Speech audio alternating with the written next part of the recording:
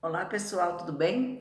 Então, essa semana é bem light para vocês. Eu fiz várias perguntas, mas não é para vocês responderem. Na verdade, eu mesmo já respondi. É como se fosse um guia de estudos com perguntas e respostas, tá bom? Então, a primeira coisa, vocês só vão tentar lembrar, né? E depois eu dou as respostas. Então, aqui, ó. Os poemas do passado eram iguais aos dias de hoje? Será, né? Os poemas do passado usavam música, eles eram cantados? Todos dizem que os poemas mais antigos foram encontrados na Grécia. Pesquisando um pouco mais, quais foram os poemas mais antigos encontrados? Qual a função que a poesia grega representava? A poesia trovadoresca era cantada? Né? Quais eram as poesias, as que chamadas de cantigas aí, do trovadorismo? No humanismo, a poesia que tinha o nome de Palaciana era cantada? No classicismo, a poesia que era chamada de poesia renascentista usava música? Qual o maior poeta do classicismo português? Nesses versos, o amor é fogo que arde sem se ver, é ferida que dói e não se sente, ó, dói, mas não se sente, né? É contentamento descontente, essas poesias são de português. Qual a figura de linguagem que podemos notar? E como é a construção de um soneto? Poesia usada no classicismo e que pode ser e que pode e até é, né, usada até hoje. Qual a diferença entre poema e poesia? O poema contemporâneo tem alguma exigência em relação à métrica? Quando houve a ruptura de estilos e temas? E o que são versos livres e versos... Tá? Será que você consegue responder alguma dessas perguntas? Se você quiser pausar aí para tentar responder, né? Para tentar lembrar, você pausa. Mas agora aqui são as respostas, né? Então, os poemas do passado eram iguais? Não. Na antiguidade, os poemas eram cantados ao som de instrumentos musicais. Os poemas do passado usavam música? Sim, a gente acabou de falar, né? Eles eram cantados? Então, no século XV, os poemas foram recitados nos palácios. é, Aliás, os poemas no passado usavam música? Eles eram cantados? Sim. Agora, no século XV, os poemas foram recitados no poesia palaciana. Então, ele parou de ser cantado e começou a ser recitado a partir do século XV. Todos dizem que os poemas mais antigos foram encontrados na Grécia, pesquisando um pouco mais tal. A gente vai ver que os gregos foram conhecidos como uma civilização antiga que trouxe maior conhecimento aí para o mundo. Mas é claro que as outras civilizações também já produziam arte. Tá? Então, os hebreus faziam a poesia cantada, elas eram chamadas salmos e tinham uma função de manter a tradição do povo e cultuar a fé. Isso aí 1000 anos antes de Cristo eles já faziam, tá bom? Então, isso já era considerado poesia, é poesia até hoje. Qual a função que a poesia grega representava? Para os gregos, a função da poesia era educativa, civilizatória, ou seja, ensinava o que era certo aos cidadãos. A poesia trovadoresca era cantada? Sim, ela fazia uso de instrumentos musicais e cantava uma poesia. Quer dizer, então ainda continuou, né? Que isso é do século XI, né? Então ainda continuou ainda a ser cantada, né? Desde a antiguidade até o trovadorismo, que ainda é considerado, né? Parte da antiguidade aí também, né? Aí quais eram as poesias? Cantigas do trovadorismo. Era a cantiga de amor e a cantiga de amigo. A cantiga de amor era o eu lírico, era o homem. E a cantiga de amigo, o eu lírico era a mulher. A gente falou disso já. É bom lembrar disso daí, porque geralmente cai em prova, tá? De vestibular. Também tinham as poesias satíricas que se chamavam cantigas de escárnio e maldizer. Então, as líricas, né, que eram mais de amor, né, mais cantadas em forma de amor, e as outras que eram mais cantadas, mais tipo ridicularizando aí, que eram as satíricas, né? Então, no humanismo, a poesia que tinha o nome de Palaciana era cantada? Não, as poesias começaram a ser recitadas, a gente já falou isso aí, o poeta declamava a poesia, sem uso da música. Ele chegava lá na frente, no palco, e falava para todo mundo. No classicismo, a poesia que era chamada de poesia renascentista usava música? Não, a gente eles já não cantavam mais, eles já estavam declamando. Só que aí, ó, já teve a invenção da imprensa, né? Então as poesias eram impressas e as pessoas já podiam ler livros com poesia. Então, qual é o maior poeta do classicismo português? Então, o Luís Vaz de Camões, e a maior obra foi Os Lusíadas. Nesses versos, o amor é fogo que arde sem se ver, é ferida que dói, não se sente, é contentamento descontente. Então, a gente vê dói e não se sente. Como é que dói e a gente não sente? Como é que é contentamento e é descontente? Né? Então, são coisas que não são ideias tipo o dia e a noite. Pode existir o dia e a noite em momentos diferentes, né? Agora, aqui é um paradoxo, né? Então a gente tinha tratado de o que era paradoxo, mas um pouquinho só, né? E aí são sentimentos opostos numa só ideia. Como é que a gente fica contente e descontente ao mesmo tempo? É um paradoxo, não tem como existir. Ou você fica contente ou você fica descontente. Então, parece impossível, mas se é possível, então é um paradoxo. Tá? É bem legal pensar nessa ideia aí de paradoxo, é isso. Como que duas coisas podiam estar juntas? Não poderiam, mas você sabe, né, que quando você ama, você fica contente ao mesmo tempo que você fica triste, né? Então, é um paradoxo, o amor é um paradoxo. Como é a construção de um soneto, poesia usada no classicismo e que pode ser usada até hoje. Então, a gente pode olhar uma poesia, ela vai ter 14 versos, sendo 2 quartetos e 2 tercetos. Qual a diferença de poema e poesia? A poesia é a arte em si, a ideia, né, a sensação, né, de poesia, e poema é a produção, é o texto escrito propriamente dito. O poema contemporâneo tem alguma exigência em relação à métrica? Quando houve a ruptura de estilos e temas? O poema contemporâneo não exige colocação de rima ou métrica, tá? Essa ruptura aconteceu aí no modernismo, em 1922, na semana de 22 aí, que eles falaram, olha, não precisamos fazer rima, não precisamos fazer a métrica exata, tá? E também os temas eram diferenciados, né? Mais brasileiros. O que são versos livres e versos brancos? Versos livres é sem métrica e versos brancos, ou também chamado de versos soltos, é sem rima, tá? Então a mesma coisa eu vou fazer para o teatro, só que agora, ó, eu vou colocar aqui para vocês, né, as perguntinhas. Vocês podem pausar e ler, tá? Você pausa e lê. Tem até a pergunta 11 aqui. E depois que você leu todas essas perguntas, aí eu vou dar as respostas aqui para vocês. O que é representação artística chamada teatro, né? Essa expressão de arte envolve a representação do papel de outra pessoa, né? Então você vai representar outra pessoa, assim o autor se fantasia, ilude e emociona o público. No passado também era considerado teatro atrações que hoje fazem parte do circo. Então, malabaristas, essas coisas, na China eles faziam o teatro dessa forma que hoje eles representam no circo.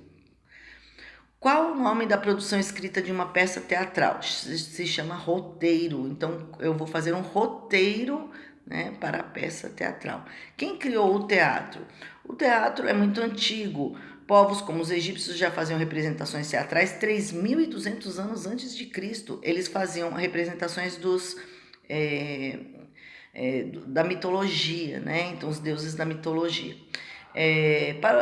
Porém, os gregos ficaram mais conhecidos pelo tipo de representação teatral. Então, eles fizeram uma representação teatral que nós usamos mais ou menos até hoje, que vocês vão ver nas próximas perguntas, né? E que eles destacavam 2 tipos de peça. Uma era dramática, que a gente já vai ver os nomes aqui, né? E outra era cômica. Tá? Então, essas ideias de teatro continuaram durante todo o tempo, né? Então, por que a representação do teatro são 2 máscaras, uma triste e uma feliz? Justamente por isso, porque você tem o drama e a comédia. Você tem o triste, aquele que é mais sério e aquele que é mais cômico, mais engraçado, né? E os gregos, eles usavam máscara durante o espetáculo. Então aí surge essa ideia, a máscara do espetáculo e uma para drama e outra para comédia, né? Uma triste e uma alegre. E qual a diferença entre tragédia e comédia? Então, como eu falei, era um drama e a comédia. Qual era o nome que eles davam? Eles davam para o drama, eles davam o nome de tragédia. E para a comédia, continuou esse nome, né? Comédia. A tragédia, ela despertava o terror e a piedade do público. Falava dos deuses, heróis, a leis, destinos e justiça, né? Então, é como se fosse para nós hoje as coisas mais sérias, né? E a comédia, ela tratava das relações humanas, falava das pessoas comuns e fazia as pessoas rirem. Então, era a comédia do dia a dia, né? Como hoje você assiste uma série de uma família e é engraçada, era mais ou menos isso, tá? Isso continuou, sempre essas duas vertentes, sempre essas duas vertentes. Então, o teatro da era medieval, né, do século V ao século XV, também tinha duas vertentes parecidas com a tragédia e a comédia dos gregos. Como se chamavam? Então, na era medieval, a gente tem o tempo antigo e a era medieval. Tá? Então, o teatro sacro, relacionado a temas religiosos, eu até postei, quando eu fui explicar do teatro, eu postei um vídeo mostrando mais ou menos como era, tá? O teatro profano, que eram as farsas dos jograis. O que eram as farsas dos jograis? Eram temas de caráter popular como cômico e moralizante. Tá? Então era isso daí. Então tinha o sacro e o profano. Até hoje a gente usa esses termos, sacro e profano. Sacro que é sagrado e profano que é do mundo, tá? No humanismo, o principal autor teatral foi Gil Vicente. Dessa época também podemos notar a diferença. Aliás, eu perguntei qual era o principal escritor teatral da época, né? Do humanismo, e muitas pessoas colocaram o nome de um italiano. Na verdade, eu esqueci de colocar que é da língua portuguesa, tá bom? Mas tudo bem. Da língua portuguesa foi o Gil Vicente. Então, dessa época, também podemos notar a semelhança da tragédia e da comédia, continua a mesma ideia, mas com outros nomes. Quais eram as nomenclaturas utilizadas aí no humanismo? Então, os autos, né, que a gente até, depois a gente vai falar do Alto da Compadecida, que era mais ou menos isso daí. Então as peças, só que o Alto da Compadecida ele mistura, né, o alto com o cômico, né? Só que os autos eram temas religiosos, com milagres, julgamentos e condenações perante seus pecados. Então era uma peça mais séria. E os temas comuns do dia a dia, tratados de forma cômica. Tá? Então tem a farsa da Inês Pereira, tal, que vocês depois podem ver. No classicismo tem o drama e a comédia. Então aí já no classicismo ele já começa a usar o drama e a comédia, que já são nomes parecidos aí com o que a gente fala hoje, tá? Já possui o mesmo nome do teatro moderno aí. Então, qual o principal autor do teatro elisabetano, que foi na Inglaterra, porque era da Rainha Elizabeth? Também não é essa, é outra, tá? Aquela lá antiga também chamava Rainha Elizabeth. Então, foi o Shakespeare, né? Que foi o principal autor aí. E se de duas peças de Shakespeare eu coloquei duas aqui, vocês poderiam colocar outras, Romeu e Julieta e A Megera Domada, tá? Tem Pierrot e Colombina Arlequim. Pierrot, Colombina Arlequim são personagens do nosso carnaval.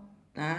Talvez vocês não conheçam muito porque hoje em dia não se fala tanto neles, mas existem aí no nosso carnaval, a gente usa muito aí, principalmente do passado aí.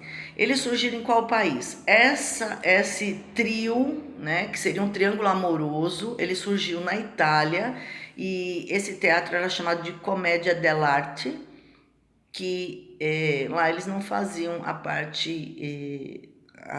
de drama, então era só a parte de comédia que eles tratavam e os personagens geralmente eram esses daí. O teatro moderno conta com muitos ótimos autores, entre eles Ariano Suassuna, que é um dos que eu mais gosto. E qual a peça do teatro mais famosa dele que acabou virando um filme de cinema? E aí é o Alto da Compadecida, que vocês já devem ter assistido, e ele mistura a literatura de cordel, que ele fala do João Grilo, tá? Com o alto do teatro que a gente viu aqui, ó, tá vendo? No humanismo tem os autos e as farsas. Ele pegou o alto, que seria aquela peça, que seria a peça religiosa, sobre a condenação, né? Porque eles vão para o inferno depois, eles ficam entre o céu e o inferno, vão ser julgados, tal. Então, só que ele misturou com a comédia. Então, ele foi um gênio realmente, porque ele misturou tudo. Ele misturou como se fosse o alto, né? A comédia, e ao mesmo tempo ele misturou também a literatura de cor, tá? E da entrevista são poucas perguntas, são 7 perguntas aí. Vocês podem pausar o vídeo e tentar responder para ver se vocês lembram, tá bom? Bom, e aí para quem já pausou e tentou responder aí, você conseguiu responder alguma pergunta? Vamos ver as possíveis respostas aqui. Qual a função de uma entrevista, né? A entrevista tem a função informativa. E quais são os canais que uma entrevista pode ser veiculada? Ela pode ser colocada no jornal, numa revista, internet, televisão, rádio, entre outros. Por que é essencial a produção e divulgação de entrevistas jornalísticas? Então, a entrevista ela informa, né, alguma coisa. E eu estou falando agora das entrevistas jornalísticas. Por que elas são importantes? Que seria você pegar um tema, um assunto, uma notícia e tentar averiguar, né? Então você pega uma notícia de um assassinato, por exemplo, que aconteceu. Então aí o repórter vai entrevistar várias pessoas, né? Então isso daí é bom porque você vai ter mais informações do fato. Então aqui, e além de ela de trazer mais informações do fato, você vai passar isso para todo o público. Então ela difunde o conhecimento, forma opinião e posicionamento crítico da sociedade. Aí você vai começar a pensar, talvez seja essa pessoa que cometeu o crime, pode ser. Então, e outros temas, não só assassinato, mas alguns outros temas muito importantes aí. Tá? Então, há só entrevistas jornalísticas, né? Não. Há diversos tipos de entrevista. Cada um tem a sua intenção, uma intenção diferente. Uma entrevista de emprego, por exemplo, tem a intenção de conhecer melhor um candidato à vaga de emprego. Então, a partir do momento que eu tenho duas pessoas, uma fazendo perguntas para a outra, então é uma entrevista. Tá? Não é um diálogo, é uma entrevista. Eu estou fazendo perguntas para uma pessoa só. É necessário fazer um roteiro com perguntas prévias antes de entrevistar alguém? Para fazer uma entrevista jornalística, por exemplo? Ou para fazer até uma entrevista de trabalho, né, no caso? Se fosse o caso? Sim, pois você não corre o risco de esquecer alguma informação importante e nem de fugir do assunto principal. Porque aí vocês vão conversando, de repente, quando você vai ver, você fugiu do que você realmente queria perguntar para aquela pessoa. O roteiro pode ser modificado durante a entrevista? Com certeza, pois as respostas elas vão mudar ou pode mudar o rumo da entrevista. Você perguntar, você fez tal coisa, a pessoa fala sim. Você está esperando que ela vai falar sim, eu fiz? Ela, não, eu não fiz. E aí você vai ter que reformular as próximas perguntas que você teria feito, né? Que você teria feito no seu roteiro, né? Mas é claro que sempre mantendo o foco nas questões principais. E se eu quiser enviar uma entrevista para uma revista, eu preciso transcrevê-la. O que é transcrever? Passar para a parte escrita, né? Do oral para o escrito. Quais as informações básicas que eu preciso colocar nesse texto antes da relação de perguntas e respostas? Título, nome do entrevistado, local da entrevista, data da entrevista, nome do entrevistador e finalidade da entrevista, tá? Então, é o modelo que eu fiz lá, se vocês quiserem dar uma olhada nos outros vídeos antigos, tá bom? E essa aula aqui de Conhecendo Suas Emoções, nós vamos tratar essa matéria, mas nós vamos tratar disso depois que eu vou fazer uma aula online. Então nós vamos falar um pouquinho das nossas emoções, tá? Então, se vocês quiserem dar uma lida lá no blog, então nós vamos brincar um pouquinho com as nossas emoções, né? Vamos fazer umas brincadeiras aí, né? E vamos aprender um pouco as relações entre emoção, tá?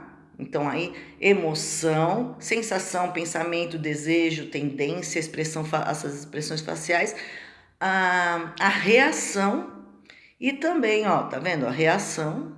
E a gente vai fazer uma brincadeira aí do retrato chinês, tá?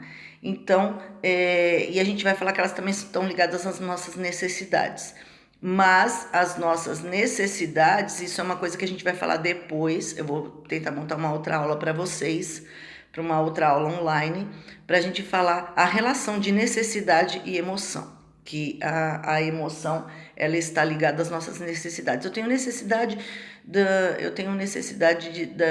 de ser bem vista, eu tenho que alimentar minha autoestima, e quando isso não acontece, eu sinto uma certa emoção.